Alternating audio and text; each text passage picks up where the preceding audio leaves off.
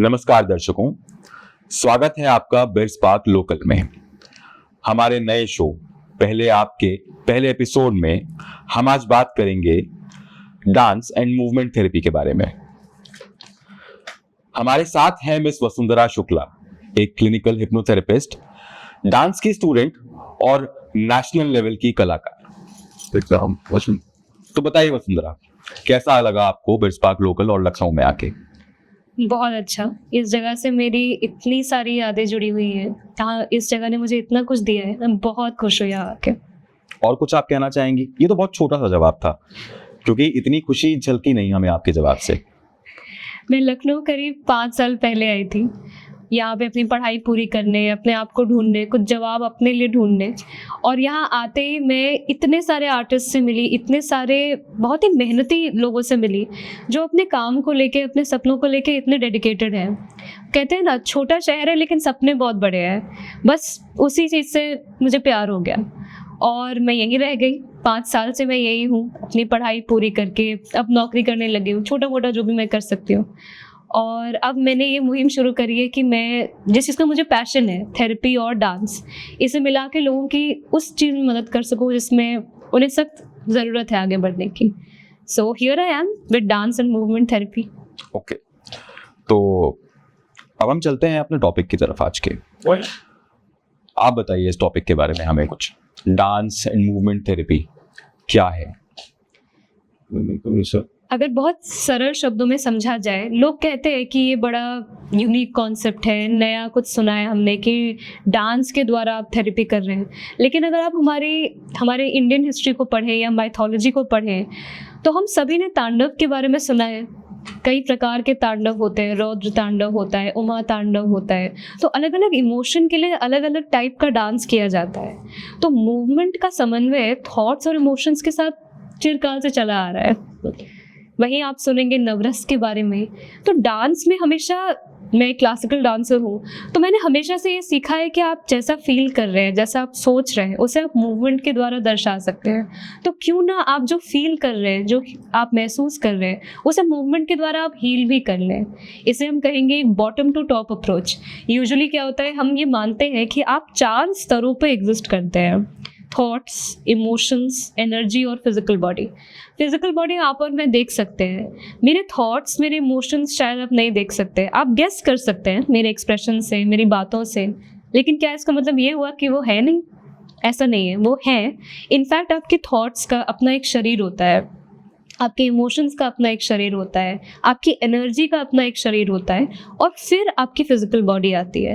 This is to से कि कोई भी प्रॉब्लम जो फिजिकल बॉडी में इस समय एग्जिस्ट करती है, उसकी शुरुआत एक थॉट से होती है और वही थॉट इवेंचुअली ट्रांसलेट होता है फीलिंग में। जैसा आप सोचते हैं वैसा ही आप फील करते हैं, जैसा आप फील करते हैं वैसी आपकी एनर्जी होती है, जैसी आपकी एनर्जी होती है आप वैसे ही एक्शंस लेते हैं। तो बॉटम टू टॉप अप्रोच का मतलब ये हुआ कि अगर आप अपने एक्शंस में कुछ चेंज करें, एक डिफरेंट मूवमेंट करते हैं, तो आपकी ऊर्जा में एक चेंज आएगा। उससे आप जैसा फील कर रहे हैं उसमें चेंज आएगा, और इवेंचुअली आप जैसा सोचते हैं उसमें भी चेंज आएगा। तो ये bottom to top, body to thought change करने का अप्रोच है। जैसे ट्रेडिशनल थेरेपी में होता है thoughts to changing into body, वैसे हम वर्क करते हैं। ये भी हम मानते हैं, आप समझें, आप अग्री करेंगे मेरे साथ, हम सारे कहानियाँ सुनाते हैं कि हमारे साथ क्या क्या हुआ है, हम जैसा सोचते हैं वैसा क्यों सोचते हैं। लेकिन आप सोचिए, आज तक जो भी हमारे साथ हुआ है, हमारे साथ हमारी बॉडी के साथ भी हुआ है। तो जो भी आप सोचते हैं, दिन भर जो अपने आप से आप कहते हैं, वो सारा आपकी बॉडी में स्टोर होता है।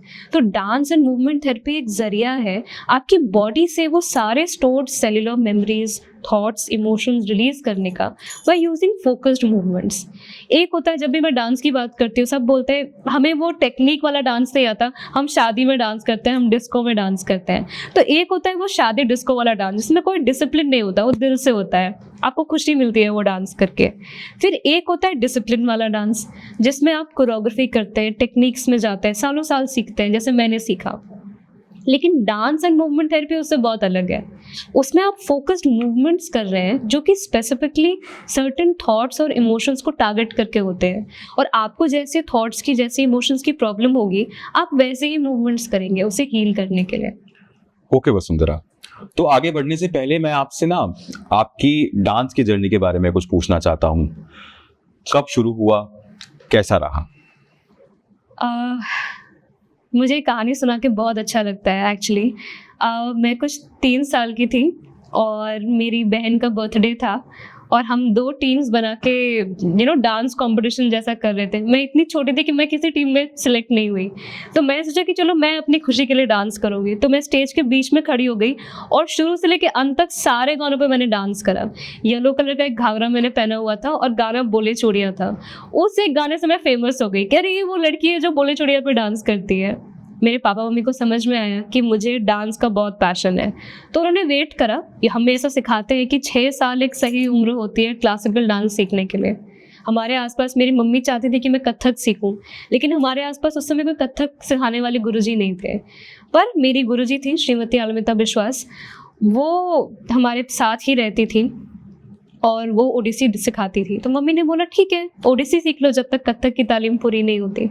तो वहाँ से मेरी जर्नी शुरू हुई जब मैं 6 साल की थी और तब से अब तक करीब 17 साल हो गए हैं। ऐसा एक दिन नहीं गया जब मैं उन्हें थैंक यू नहीं बोलती। आज मैं जो हूँ, जैसी मैं हूँ, जैसा मैं सोचती हूँ, और मेरे लिए डांस जितना ज़रूरी है, मेरी हर एक सांस में डांस है। मतलब ऐसा भी हुआ है कि मेरी टांग टूटी हुई थी और मैं चल नहीं सकती, तो मैंने चेयर पे बैठ के भी महीनों डांस किया है। मैंने दोनों पैर में बॉयल्स होने के बाद भी डांस करा है। तो मैं ये जानती हूँ कि डांस मेरा एक वो हिस्सा है कि you can take me out of dance but you can't take dance out of me, and it's a thing I live for. Okay तो अब मैं इससे पहले हम आगे मूवमेंट इन डांस थेरेपी के बारे में बात करें, मैं आपसे एक और सवाल पूछना चाहता हूँ। आपको मनोविज्ञान के क्षेत्र में काम करते हुए लगभग कितना समय हुआ है? वैसे तो मेरी जर्नी तब शुरू हुई थी जब मैं ऑलमोस्ट 11 साल की थी। कुछ पर्सनल इश्यूज़ की वजह से मुझे अपने स्टूडेंट काउंसलर के पास भेजा गया कि उनसे थेरेपी लूँ मैं। तब मैं नहीं जानती थी कि थेरेपी क्या होती है, काउंसलिंग क्या होती है, क्यों होती है। मैं करीब 1.5 साल बेरीवमेंट काउंसलिंग में रही हूँ और वहाँ पे मैंने जितना अपने बारे में, जितना लाइफ के बारे में, जितना लोगों के बारे में सीखा, तब तक मैं राइटर बनना चाहती थी, टीचर बनना चाहती थी, IAS ऑफिसर बनना चाहती थी। लेकिन जब मैं काउंसलिंग करने गई तो मैंने रियलाइज़ करा कि यार सब हटाओ, मेरे को यही करना है। जो इन्होंने मेरी लाइफ में डिफरेंस क्रिएट करा है, मुझे यही किसी एक के जीवन में भी अगर मैं कर दूँ तो मेरे लिए बहुत इंपॉर्टेंट होगा। मुझे याद है एक समय था मेरी लाइफ का, डिफ़िकल्ट समय था। मेरे काउंसलर का ऑफिस 3rd फ्लोर पे था और वहाँ पे एक रेलिंग थी और मैं उस रेलिंग को पकड़ के ऐसे खड़ी हुई थी, बहुत ही सहम के। एक मन में थॉट आया कि अगर मैं यहाँ से गिर भी जाऊँ तो क्या फ़र्क पड़ेगा, शायद मेरे होने ना होने से किसी को कोई फ़र्क नहीं पड़ेगा। और उस समय मैं ब्लैकआउट कर गई। मैं एक्चुअली वहाँ से गिर सकती थी, बट पता नहीं कैसे, आई डोंट नो हाउ, मेरी काउंसलर ने उसी समय मुझे अपने रूम में अंदर बुला लिया। तो मेरा वो ट्रांस एकदम से ब्रेक हो गया और वहाँ से मेरी जर्नी शुरू हुई। मुझे समझ में आया कि कितना इम्पॉर्टेंट है आपकी मेंटल हेल्थ पे ध्यान देना। उस दिन के बाद से ऐसा कभी मैंने नहीं सोचा। इनफैक्ट उन्होंने मुझे हेल्प करा ये डिस्कवर करने कि मेरी लाइफ में एक पर्पस हो सकता है। तो मैंने अपने लेवल पे पढ़ाई करनी शुरू करी। क्लास 11 में मैंने साइकोलॉजी ली, अपना ग्रेजुएशन कंप्लीट करा, अपना पोस्ट ग्रेजुएशन कंप्लीट करा और वहीं कहीं ना कहीं मेरे दरवाजे पे हिप्नोथेरेपी आ गई। कुछ जवाब थे जो मुझे साइकोलॉजी वर्ल्ड में मिलने बाकी थे शायद, और वही जवाब मुझे हिप्नोथेरेपी के ओर ले गए। जब मैं वहाँ गई तो मैंने रियलाइज़ करा कि जैसे वो फीलिंग थे ना कि सब छोड़ो, मुझे यही करना है।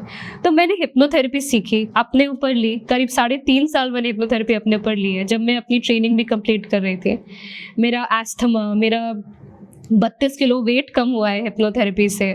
मेरे बहुत सारे थॉट्स, बहुत सारे इमोशंस हील हुए हैं और अब मुझे हिप्नोथेरेपी की फील्ड में करीब 5 साल हो गए हैं practicing as a hypnotherapist. Today I'm a certified hypnotherapist and the youngest teacher of hypnotherapy in the world. So जितना That मैंने could be a Guinness World Book record, right? not really. Have you applied for that though? No, not really. But yeah. I'm actually the current youngest practicing hypnotherapist in the world. There has been one person before me. She was 19 when she became a teacher and I was 21. So technically I wouldn't qualify for a Guinness Book of World Records. But yeah, I am the current youngest practicing teacher of hypnotherapy in the world. Okay, that is great. तो हम आगे बढ़े उससे पहले एक छोटा सा सवाल और। जी। हम लोग अक्सर हिप्नोथेरेपी जो हम लोग जानते हैं, एक लेमन की नज़र से हम लोग देखें, उसको सोचें अगर, तो सिर्फ टीवी में देखा है या कुछ शोज में देखा है हिप्नोथेरेपी के बारे में, या बस सुना है। वसुंधरा, मैं आपसे इस बारे में संक्षिप्त में बहुत छोटे से बहुत कम समय में आपसे जानना चाहूंगा कि एग्जैक्टली है क्या, और लोगों की जिंदगी में कैसे ये एक बदलाव ला सकता है, और थेरेपी में कैसे हिप्नोथेरेपी का इस्तेमाल किया जाता है एक नॉर्मल थेरेपी में। सबसे पहले तो जैसे आपने टीवी में देखा है वैसे हिप्नोथेरेपी नहीं होती है कि वो पेंडुलम दिखाना और आपसे आपके पासवर्ड्स निकलवा लेना, ऐसी नहीं होती है। इनफैक्ट दिन में कई बार ऐसा होता है कि आप नेचुरली सम्मोहन में होते हैं, हिप्नोसिस में होते हैं, जब आप अपनी इंस्टाग्राम रील स्क्रॉल कर रहे होते हैं, या जब आप ड्राइव कर रहे होते हैं, या जब आप सुपरमार्केट में होते हैं, तो आप हिप्नोसिस में हैं। इसका मतलब ये हुआ कि आपका जो अंतर मन है वो चार्ज ले चुका है आपके कॉन्शियस माइंड के ऊपर। Your subconscious mind is now in charge. Your conscious mind has stopped and it's has given up its grip, okay, and now you are operating from your subconscious mind. तो जैसे आप drive कर रहे हैं, it's automatic, या आप supermarket में है, कैसे है जब आप जाते हैं तो आप बहुत सारे प्लेकार्ड्स और बहुत सारे इनपुट्स लेके नाउ यू स्टार्ट कि ये भी ले सकते हैं, वो भी ले सकते हैं, because now we are not using our judgement. So होता क्या है कि हिप्नोसिस आपके लिए एक बहुत ज़्यादा हाइपर सजेस्टेबल स्टेट क्रिएट करती है। इसका मतलब ये हुआ कि आपका ध्यान सब जगह से हटकर आपके ऊपर केंद्रित हो जाता है। जब आपका ध्यान सारी जगह से हटकर आपके ऊपर केंद्रित हो जाता है तो आप अपने बारे में वो चीज़ें समझ सकते हैं, जान सकते हैं, जो कि अदरवाइज आप नहीं जान सकते थे। आज अगर आपको कोई इशू है, एंजाइटी है, डिप्रेशन है, लो कॉन्फिडेंस है, द ऑब्वियस अजम्पशन इज कि आप उसके साथ पैदा नहीं हुए थे, which means between the age of 0 and whatever is your age, there must be something जो हुआ था जहाँ से आपकी ये प्रॉब्लम शुरू हुई है। तो हम आपको समय में वापस लेके जाते हैं उसी इशू पे जहाँ से ये प्रॉब्लम आपकी शुरू हुई है, और वहाँ से हम आपकी हीलिंग को कंप्लीट करते हैं। If the hard disk knows what the problem is, the hard disk knows where the problem started. So the idea is that you run a scan for the hard disk, which is the mind, and then you know what is the virus. You remove the virus and you can reboot the system and keep living the way you were living before that one traumatic incident. So will you relive a lot of negative memories and breakdown? No. You will process years and lifetimes worth of trauma in a matter of few hours. In fact, it's research proven कि hypnotherapy is 93% efficacy rate in 6 sessions, which is above and beyond any therapeutic modality currently in practice in the world. So that's a little bit about hypnotherapy, using hypnosis for therapy. Okay Vasundhara, तो मैं उम्मीद करूंगा कि हमें, हमारे दर्शकों को आपकी ये बात जरूर समझ में आएगी। और अब हम आगे चलते हैं अपने टॉपिक की तरफ, बिल्कुल, डांस एंड मूवमेंट थेरेपी। जी। तो आपको लगभग, आपने हमें बताया कि आपको 5 साल हुए हैं मनोविज्ञान के क्षेत्र में काम करते हुए। जी। आपने नृत्य और मनोविज्ञान को, आपने कब सोचा कि मुझे ये चीज शुरू करनी चाहिए? अगर मैं ऑनेस्टली बोलूँ, ये मैंने नहीं सोचा था, ये मेरे सारे मेंटर्स, मेरे आसपास जितने लोग थे वो मुझे प्रेरित करते रहे, क्योंकि एज इफ मैं ना एक डुअल जिंदगी जी रही थी। एक मेरी लाइफ थी एज अ थेरेपिस्ट और एक मेरी लाइफ थी एज अ डांसर, और ये दोनों मुझे बहुत अलग लगती थी। मैं इस चीज़ के खिलाफ भी थी कि इन दोनों को मर्ज नहीं किया जाता था। Till one day when I realise, मैं डेली रियाज करती हूँ डांस का, मैंने ये रियलाइज़ करा कि मैं थेरेपी की कुछ चीज़ें डांस में अप्लाई करना मैंने ऑटोमेटिकली शुरू कर दिया है। एंड देन आई रियलाइज़ कि डांस में ऑलरेडी बहुत सारी चीज़ें होती हैं जो हम थेरेपी में अप्लाई करते हैं। वहाँ से मेरी जर्नी शुरू हुई, सेल्फ डिस्कवरी। पहले हम खुद पे एक्सपेरिमेंट करते हैं, तो मैंने अपने ऊपर बहुत सारे एक्सपेरिमेंट्स करे। फिर मैंने रियलाइज़ करा, जैसे हम चक्रों की बात कर रहे थे कि 7 चक्र होते हैं, भाव होते हैं, विचार होते हैं, तो मैंने ये समझा कि एक एक मूवमेंट जो डांस में है वो कैसे एक एक चक्र को इम्पैक्ट कर रहा है, और किस मूवमेंट से कौन सा चक्र ठीक हो सकता है, उससे कौन सा विचार ठीक हो सकता है। तो अभ्यास करने के बाद मैंने I came up with this dance and movement therapy. और शुरू में जब हम कोई नई चीज़ बना रहे हैं या क्रिएट कर रहे हैं तो आपके पास आपके दोस्त होते हैं एक्सपेरिमेंट करने के लिए। तो मैं, जो मेरे क्लाइंट्स थे, मैं उनको मूवमेंट्स कराने लग गई, मैं उनकी थेरेपी में यूज़ करने लग गई। और मैंने ये पाया कि जब भी कोई चीज़ बॉडी से रिलीज़ करते हैं ना, तो क्लाइंट की रिकवरी बहुत जल्दी होती है। मतलब वही चीज़ जो आप 10 सेशन में अचीव करेंगे वो 2 या 3 सेशन में आप करके ख़त्म कर सकते हैं। तो जब मुझे ऐसे रिजल्ट्स मिलने शुरू हुए तो मैंने रियलाइज़ करा कि नहीं, बात तो पते की है। अब क्योंकि मैं क्लासिकल डांसर हूँ, विदेश में या देश के अलग अलग हिस्से में डांस एंड मूवमेंट थेरेपी अलग अलग तरीके से कराई जाती है। क्योंकि मैं क्लासिकल डांसर हूँ तो I thought why not create something which is close to my heart.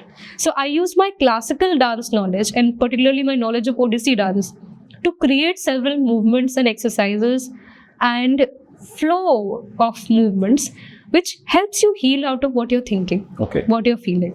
अच्छा, आपने एक शब्द का प्रयोग किया यहाँ पे, चक्र। हाँ, क्या आप हमारे दर्शकों को उसके बारे में कुछ बताना चाहेंगी? जैसे मैंने बताया कि हम 4 स्तरों पे एग्जिस्ट करते हैं, थॉट्स, इमोशंस, एनर्जी और फिजिकल बॉडी।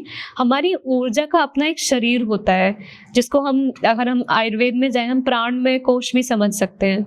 तो जैसे आपकी बॉडी में 206 हड्डियां होती हैं, वैसे ही आपकी एनर्जी बॉडी में 72,000 एनर्जी मेरिडियंस होती हैं जो आपके शरीर के अंदर और बाहर फ्लो करती है, इनके थ्रू एनर्जी फ्लो करती है। अब ये जो 72,000 नाड़ियाँ हैं, ये शरीर में 7 अलग अलग सेंटर्स में ओरिजिनेट करती है। तो ये जो 7 अलग अलग सेंटर्स है जहाँ से आपकी नाड़ियाँ ओरिजिनेट करती है, इनको हम चक्र कहते हैं। Okay. टू बी वेरी, मतलब अगर हम प्रैक्टिकल वे में इसकी बात करें, एवरी चक्र aligns with N endocrine gland and every endocrine gland and chakra eventually aligns with an associated emotion, and that aligns with an associated thought. So let's say you have anxiety, so which means your Manipur chakra is blocked, which means you will also have stomach issues. And conversely, if you have a lot of stomach issues or if you have a lot of fat on your stomach, which means you have anxiety. सो इस तरीके से हम एक बहुत ही clear diagnosis कर सकते हैं। आप एक व्यक्ति को देखकर, सिर्फ उनकी बॉडी को देखकर समझ सकते हैं, उनकी स्किन को देखकर, उनकी डिजीज को देखकर समझ सकते हैं कि उनके थॉट्स, इमोशंस कैसे होंगे। तो बॉडी के साथ एक बहुत ही ब्रेक थ्रू आपको एक मिल जाता है, एक ईजी वे मिलता है into healing thoughts and emotions, और इसको हम बॉटम टू टॉप अप्रोच भी कहते हैं। ओके। अच्छा वसुंधरा, अब मेरा आपसे अगला सवाल। जी। डांस एंड मूवमेंट थेरेपी के लिए डांस आना जरूरी है? बिल्कुल नहीं। अगर आप पहली बार लाइफ में डांस कर रहे हैं, आप किसी भी एज ग्रुप के हैं, आपकी बॉडी किसी भी स्थिति में है, कोई भी डांस मूवमेंट थेरेपी कर सकता है बिना किसी ट्रेनिंग के। ओके। और इसके लिए क्या कोई एज लिमिट या कोई भी रिस्ट्रिक्शंस, कोई शर्त, इस तरह की कोई चीज? एक्चुअली अगर आप कमिटेड है ना, मतलब आपको हील करने के लिए, तो डांस एंड मूवमेंट थेरेपी से ज़्यादा इजी चीज़ आपके लिए नहीं हो सकती। नो मैटर आप किस एज पे हैं, आप किस जेंडर के हैं, आपकी फिजिकल बॉडी की क्या लिमिटेशंस है, आपको कुछ ना कुछ अपने लिए ज़रूर मिल जाएगा डांस एंड मूवमेंट थेरेपी में। ओके। और लखनऊ में, अगर हम स्पेसिफिकली लखनऊ की बात करें, तो dance and movement therapy Lucknow के लिए एक नया कॉन्सेप्ट है। जी। चलिए इसके बारे में ही बात करेंगे, लेकिन पहले आप मुझे ये बताइए कि लखनऊ शहर में जो लोग हैं और उनकी मेंटल हेल्थ और उनकी मेंटल हेल्थ अवेयरनेस के बारे में आप क्या समझती हैं? जब मैं आई थी लखनऊ, एटलीस्ट करीब 5-5.5 साल पहले, तब मैं ये देखती थी कि लोग अपने मन से इतने जुड़े हुए नहीं हैं। अगर आज आपका पैर टूट जाएगा तो आप शायद 1 सेकंड नहीं रुकेंगे अपना प्लास्टर करवाने के लिए, लेकिन जब ब्रेकअप हो जाता है और किसी से बात करने का मन नहीं करता या मन बहुत दुखी होता है, तो हम सोचते हैं कि नहीं यार, काम करके या पार्टी करके या अल्कोहल पी के हम उससे डील कर लेंगे, एज इफ मन हमारी बॉडी का हिस्सा नहीं है। लखनऊ एक वो शहर है जहाँ पे लोग अपने आप को बहुत प्रायोरिटी देते हैं, अपने काम को बहुत प्रायोरिटी देते हैं। थेरेपी की जागरूकता धीरे धीरे लखनऊ में आ रही है। जब मैं आई थी तब कम थी, अब बहुत ज़्यादा है। अब लोग एटलीस्ट समझते हैं कि थेरेपी क्या है, काउंसलिंग क्या है। लोग मेडिसिन के लिए भी ओपन हो गए हैं कि अगर वो कुछ फील कर रहे हैं तो वो उसके लिए मेडिसिन भी लेते हैं। लेकिन अच्छा और होगा अगर लोग फ्रीक्वेंटली थेरेपी को चुने। डांस एंड मूवमेंट थेरेपी एक बहुत ही ईजी जरिया है कि आप डांस कर रहे हैं और डांस करके आपके अंदर कुछ हील हो जा रहा है। तो इसे क्रिएट करने की एक मंशा ये भी थी कि कोई भी व्यक्ति जो स्टिग्मा फील करता है कि यार थेरेपी ले रहे हैं, वो इस चीज़ से स्टिग्मेटाइज नहीं हुआ, क्योंकि वो डांस कर रहा है, डांस करके उसे खुशी भी मिल रही है और साथ साथ कुछ उसके अंदर भी हील होता जा रहा है। ओके। अच्छा, मुझे आप एक बात और बताइए। जी। अभी हमने बात करी डांस एंड मूवमेंट थेरेपी के बारे में, अब हम बात करते हैं आपके फन यानी कि नृत्य के बारे में। लखनऊ में आपने कई मौकों पर अपने फन का प्रदर्शन किया है। जी। कैसा लगा लखनऊ में आके परफॉर्म करना आपको? मेरे लिए तो ये एक जर्नी ऑफ सेल्फ डिस्कवरी कह सकते हैं। मैं आज तक जब भी इसके पहले मैं गुवाहाटी में रहती थी, वहाँ मेरी पैदाइश हुई है, मैं बड़ी हुई हूँ, मुझे बहुत प्यार है उस शहर से। लेकिन मैं एक क्लासिकल डांसर थी, तो मेरे लिए फिल्मी गानों पे नाचना पाप था। मैं बहुत ही लंबे लंबे परफॉर्मेंसेस करती थी, आधे घंटे 1 घंटे की, और एक बहुत ही स्ट्रिक्ट रूटीन, एक बहुत ही स्ट्रिक्ट लाइफस्टाइल फॉलो करती थी। जब मैं लखनऊ आई तो मैंने यहाँ देखा कि यहाँ पे लोग इतनी ट्रेनिंग नहीं पाते हैं, क्योंकि यहाँ इतनी अपॉर्चुनिटी कई बार नहीं मिलती है सीखने की। लेकिन लोग जितने पैशनेट होते हैं डांस के बारे में, years and years of dancing, और वो उसी लेवल का आउटपुट देते हैं जितना एक क्लासिकली ट्रेन डांसर देता है। उस चीज़ ने मुझे इतना इम्पैक्ट करा, क्योंकि मेरे लिए ये बहुत इंपॉर्टेंट है कि अपने क्राफ्ट को, अपने पैशन को इस तरीके से परस्यू कर रहे हैं। कितने लोग हैं जो अपनी 9 to 5 जॉब के बाद अपने आर्ट को टाइम देते हैं और परस्यू करते हैं, और उस चीज़ ने मुझे बहुत इफेक्ट करा। मेरे हर परफॉर्मेंस में आई सी सो मेनी पीपल जो कि बैठे हैं, जिनके लिए क्राफ्ट इतनी इंपॉर्टेंट है, जिन्होंने हर तरीके से अपने आप को एज एन आर्टिस्ट एक्सप्लोर कर रखा है। एंड वो चीज़ मेरे लिए बहुत नई थी। मैंने फिल्मी गानों पर एक्सप्लोर करा, स्मॉल सेक्शंस को एक्सप्लोर करा कि हम इंस्टाग्राम में अगर 30 सेकंड की रील बननी है तो बन सकती है, इट्स ओके। अगर मुझे एक फिल्मी गाने पे डांस करना है तो मैं कर सकती हूँ, या पोइट्री पे, जैसे यहाँ पे हम पोइट्री पे हमने डांस करा, तो हम ये भी कर सकते हैं। तो एज एन आर्टिस्ट मैंने अपने आप को बहुत ग्रो करते हुए देखा है, with the audience and with the kind of inputs I got, and that's all thanks to the people here. Okay, अच्छा मान लीजिए कि हमारे कुछ व्यूअर्स आपकी बात से सहमत हैं और वो आपको इस बारे में कांटेक्ट करना चाहते हैं, जी, वो आपसे जुड़ना चाहते हैं और जी, वो आपकी इस थेरेपी सेशन में इन्वॉल्व होना चाहते हैं, जी। तो कैसे वो आपसे कांटेक्ट कर सकते हैं, कैसे वो आपसे मिल सकते हैं? नीचे दिए गए कमेंट सेक्शन में मेरा इंस्टाग्राम और फ़ोन नंबर है, वहाँ पे आप मुझे कांटेक्ट कर सकते हैं, और you can just log on to Kavita Kisse Kahaniyan website. तो वसुंधरा, ठीक है। तो वसुंधरा आप मुझे ये बताइए अब कि आप ब्रिज पार्क से कब जुड़ी? इसकी भी कहानी है। कहानियां सुनने के लिए हमारे पास काफी समय है। हाँ, ये लगभग 1.5 साल पहले की बात है।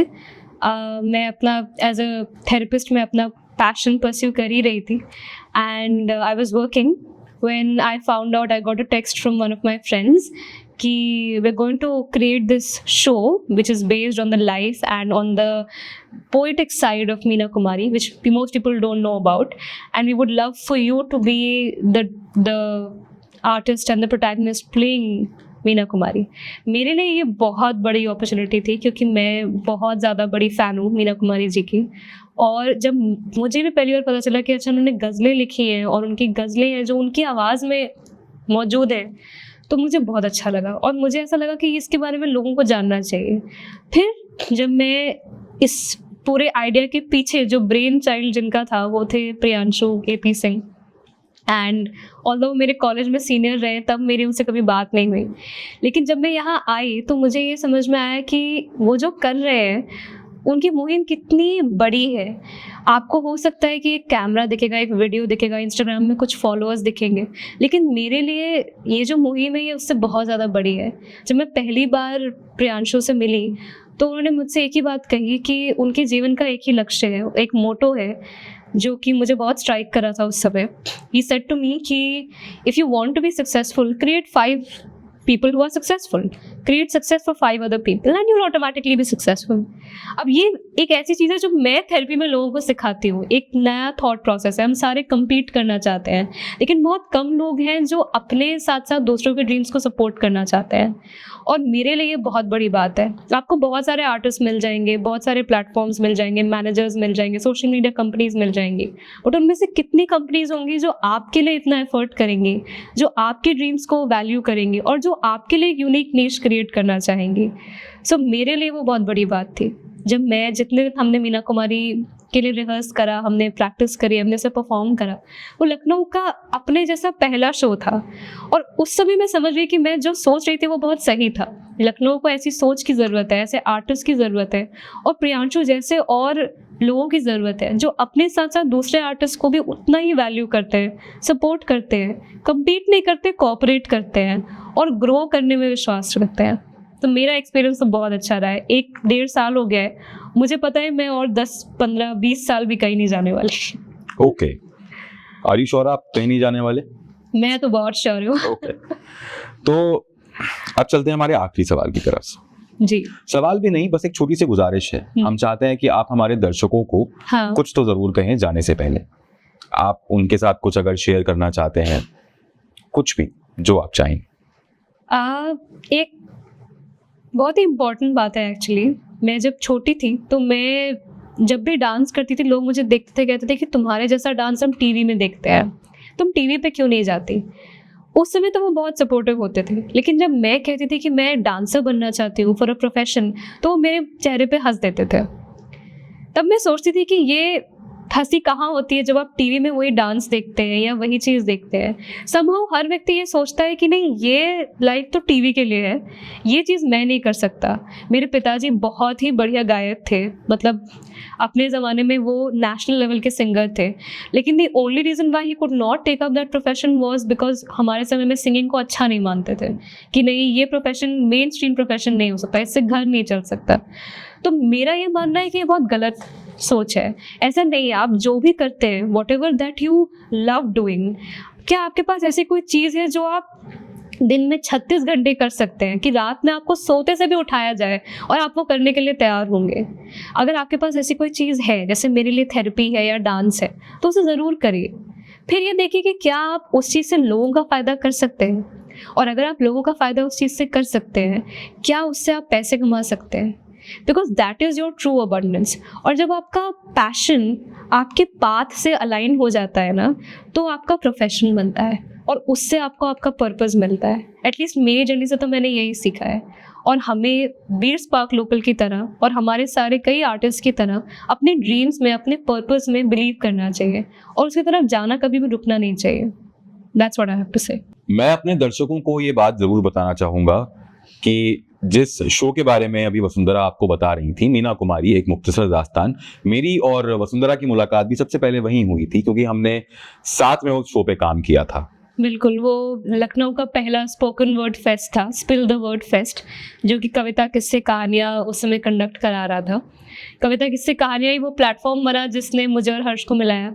और उस समय मुझे याद है कि हमने बहुत सारे टैलेंटेड स्पोकन वर्ड आर्टिस्ट थे जो उसमें परफॉर्म कर रहे थे, कॉमिक्स थे लखनऊ के, और उनके बीच में मैं डांसर और हर्ष हमारे पोएट, हमने एक कोशिश करी कि हम मीना कुमारी जी की गज़लों के ऊपर एक छोटा सा डांस पीस सेट कर सके। हर्ष की अपनी ओरिजिनल राइटिंग भी थी, और कहीं ना कहीं अभी भी, मतलब वो जो 2 महीने हमने रिहर्सल करी है, हम सुबह उठ के, हमें पता था कि हमें सुबह 6 बजे लोहिया पार्क पहुंचना है, 6 बजे से 9 बजे तक हम डांस रिहर्सल करते थे धूप में, और हर्ष हमारे लिए खाना बना के लेके आता था। और उसके बाद फिर मैं अपने ऑफिस जाती थी वहाँ से, फिर शाम में हम स्टूडियो में मिलते थे यहाँ हमारे बी स्पार्क स्टूडियो में, और फिर हमारी रिहर्सल चलती थी 7 से 10 बजे तक। तो कहीं ना कहीं वो जो हमारा ये, क्या बोलूँ मैं इसको, हमारा ब्रेन चाइल्ड कह ले या हमारा एक दिल का टुकड़ा कह सकते हैं, जो हमने क्रिएट करा था, मीना कुमारी एक मुख्तसर दास्तां, और ऐसा कुछ लखनऊ में इससे पहले हुआ भी नहीं था। तो ये हमारे लिए भी फर्स्ट टाइम था इन स्पिल द वर्ड फेस्ट, और हमने अपनी पूरी जान डाली थी इसमें, और हम ये नहीं कर सकते थे कविता किस्से कहानियाँ के बिना, ऑफ कोर्स। एंड वहाँ से ही हमारी जर्नी शुरू हुई। तो दर्शकों, ये थी हमारी आज की मुलाकात मिस वसुंधरा शुक्ला से। जैसा कि मैंने आपको बताया कि वो एक हिप्नोथेरेपिस्ट हैं, एक डांसर हैं और नेशनल लेवल की डांसर हैं। मैं उम्मीद करता हूं कि आपको हमारी ये छोटी सी पेशकश पसंद आई होगी। आप सभी से गुजारिश है कि हमारे सोशल मीडिया प्लेटफॉर्म्स को ज़रूर फॉलो करिए। हमें यूट्यूब पे आप बीर स्पार्क लोकल के नाम से ढूंढ सकते हैं। आप हमें इंस्टाग्राम पर भी फॉलो कर सकते हैं।